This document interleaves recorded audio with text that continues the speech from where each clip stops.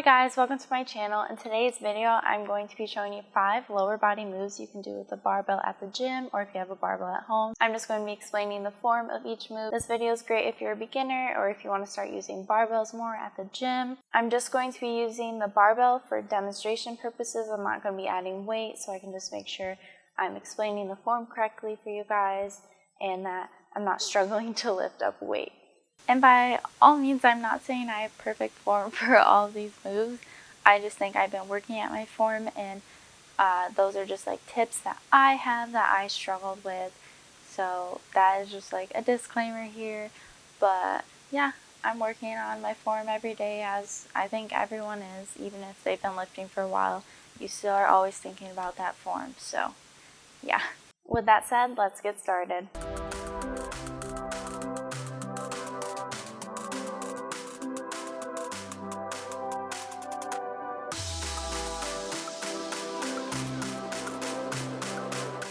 So the first move I'm going to show you is a barbell back squat, and I just want to emphasize you should not be doing all of these moves on the same workout day. You should be using 1 or 2 of these moves for your leg days and then moving into more lighter work like dumbbell work or something. These movements are heavy movements and you want to do them at the beginning of your workout. Anyways, moving on. For barbell back squats, you have a squat rack. So first I'm just going to show you what it is. I make sure that the barbell is like even so that I'm not crooked to one side.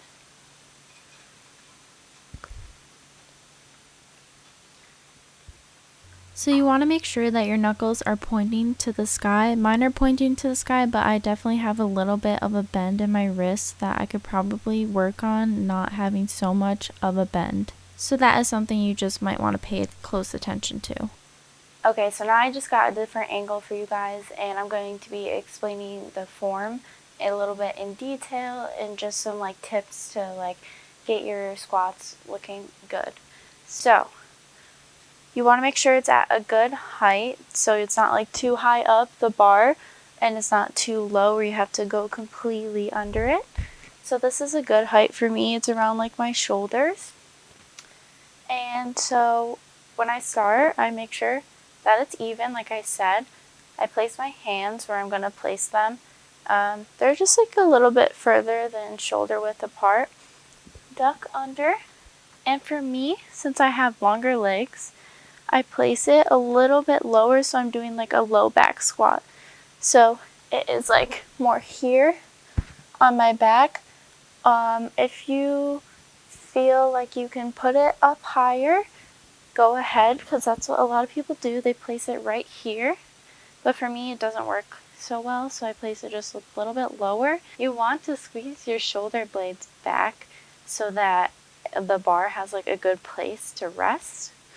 So once you find like a good place, lift the bar up, back up. And for me, my squat, I do a little bit of a wider stance with my feet at like a 45-degree angle. This is all depending on your body. Some people can do it a little bit closer, but you definitely want to be like shoulder width apart. But I have to do a little bit wider and my feet angled out just to get a good squat. So moving into the squat, you want to sit back, keep your knees out, neck neutral, go all the way down as far as you can. Make sure your butt is staying out and not like tucked under. So, and then you come back up, pushing through all of your legs and your glutes. And I squeeze my glutes at the top, but you don't want to squeeze in like that. Then when you're done with your reps, you just place it back and go back out. So for me, I struggle with keeping my neck neutral. So neutral just means literally looking forward like this throughout the entire squat. So I'm like this, just being neutral, a neutral gaze. But I tend to, if you're lifting like heavier weights, you could tend to crane your neck up. So like you're down and you crane your neck up to like help you lift up the heavy weights. Or for me, sometimes I end up looking down. I'm like overcorrecting my neck, or I'm looking at my knees, making sure they're not caving in. So that's just something to pay attention to when you're doing squats. Another thing is making sure that your butt doesn't wink or like tuck under at the bottom of your squat. You want to make sure it's just all the way just like straight back.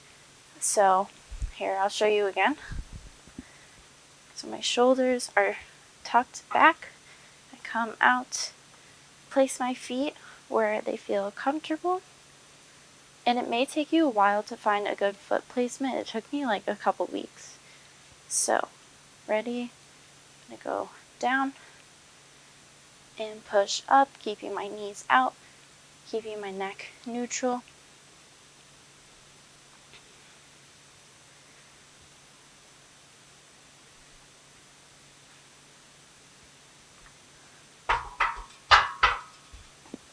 And when you're placing the bar back on, you want to look at both sides to make sure you actually place the bar on the correct spot before you release, because sometimes it could be like here and you have one side, and yeah, I just always make sure so I'm safe. Yeah, that is a barbell move you can do for your leg days or your full body days. Just always do this type of movement at the beginning of your workout if you're lifting heavy. So for like reps and sets, it all depends on your goals, but some like basic things you could do is like 4 sets of 6, 4 sets of 4 to 6 reps. You can do 4 sets of 10. Like for me, on one of my legs days, I do 4 sets of 10, and then on my full body day, I do 4 sets of 6. So on the 4 sets of 6 day, I definitely amp up the weight more than I would on the 10 rep day. So just kind of base it off of that. And in between your sets, you want to make sure that you're really taking like a minute and a half to 2 minutes rest so that your body can actually rest in that time and then be ready for the next set. So that is just an important tip. So yeah, that is just some like basic form tips of barbell back squats, and now we're going to move into the next move.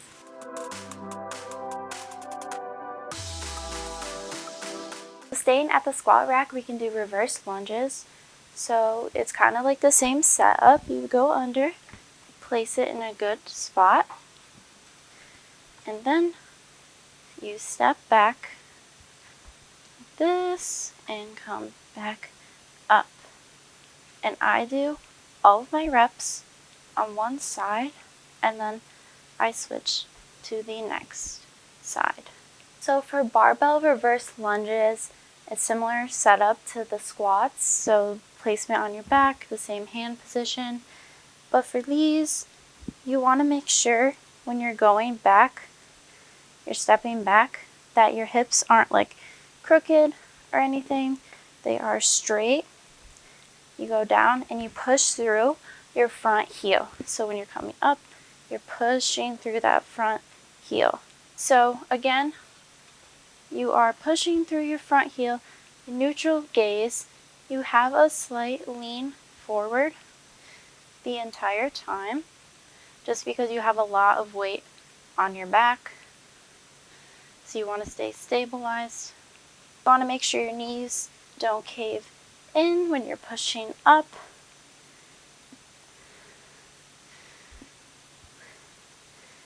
And you can kind of think of like a hinge almost, like sitting back when you have a lot of weight. So what I mean by the hinge is you don't have to go just straight like down like that. You can be like how I hinge my hips back a little bit, because you have a lot of weight on your back. You're just like supporting, and you don't want to be like straight up. You want to be a little bit leaned forward with neutral gaze. And going back to the keeping your hips facing forward, you want to think of headlights on your hips and just keeping them straight forward. That helps me a lot focus on that, because I do tend to like lean outwards a lot. So that is just a tip for you. And for rep range, I either do like 4 sets of 6 on each leg. So I do 6, go straight into the next 6 on the other leg, and then I take a minute and a half rest, and then do it all over again 4 other times. Well, 3 other times after that. Or right now for one of my workouts, I have 3 sets of 8 reps on each leg. So it just kind of depends and how far along you are in your journey with weight. And if you're a beginner, I would probably do a little bit higher reps because you're not going to be lifting that much weight. So if you're only doing like 4 reps, it's not going to be as effective as like doing 8 to 10 to 12 reps, because you're a beginner, you're building up that muscle more through the repeated motion and you're trying to get the form down.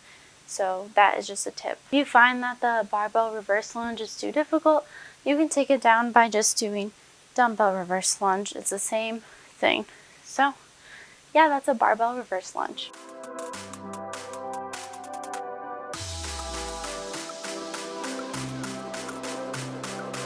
So the next move we have are Sumo Deadlifts. These are one of my favorite leg day moves. I just have the barbell placed on my little setup here, since normally you'd be having the plates so that the barbell will be lifted up a little bit. So this is just so that the barbell's lifted up so I can demonstrate it better. Anyways, for Sumo Deadlifts, I'm just going to show you what it looks like and explain the form. So I place my feet a little bit further than shoulder width apart, toes out like 45 degrees. You're in the center of the bar, which I'm a little bit off.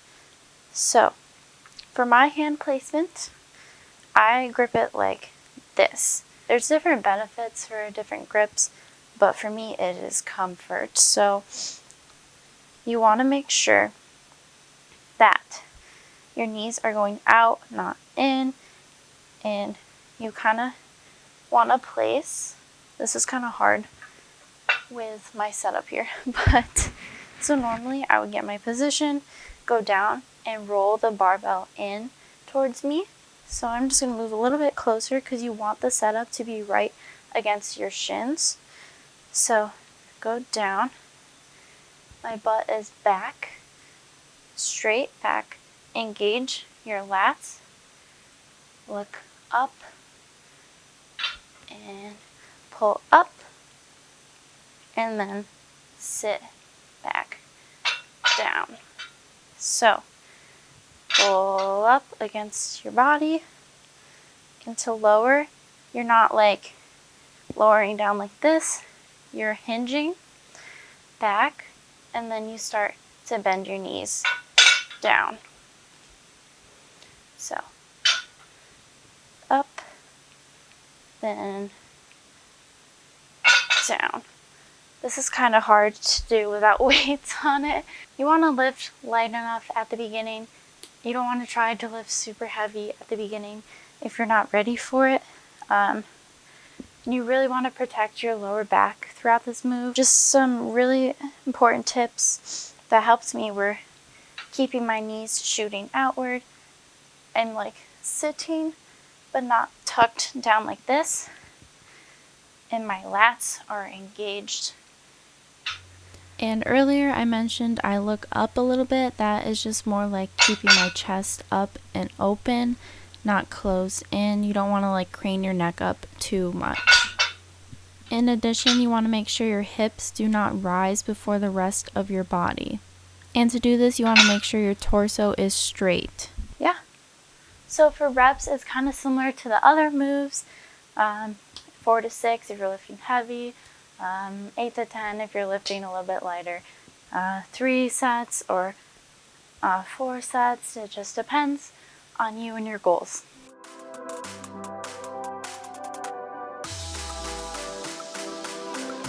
So next is a similar type movement. It is an RDL, so deadlift again, but this time your feet are shoulder width apart, and I grip the barbell with my hands like this. So an RDL, if you've done that with dumbbells, it's the same type of movement. You hinge at your hips and you stand back up by squeezing your glutes, your upper body. You don't want to worry about it so much. You're not like bending down and up. You're focused on hinging your hips back, which makes you bend forward, and you can bend your knees a little bit more than you think so that you can lean back further and squeeze up. That is something I struggle with, is bending my knees enough so I can go back further. So for this move, shoulder width apart, you are close to the barbell and lats engaged. You come up and go back like this. So you see how my back gets parallel to the floor? You don't want to go any further down than that because that can hurt your lower back. So I keep a straight back. I don't know if my hair was in the way of the microphone, but I keep a straight back, bend my knees, hinge at the hips. The bar is just dragging along the front of your legs. And for Romanian deadlifts, it's just kind of like a continuous movement. And you want to think of your arms as just hooks for the barbell. You're not like setting the bar down and then redoing it. You're just continually hinging. You want to think of sending your hips straight back to the wall behind you. So yeah, that is a Romanian deadlift. For Romanian deadlifts with a barbell, I go lighter than my sumo deadlifts and just a regular deadlift. I do around like 8 reps for either 4 or 3 sets. Yeah, Romanian deadlifts are a little bit lighter usually than like sumo deadlifts and just regular deadlifts.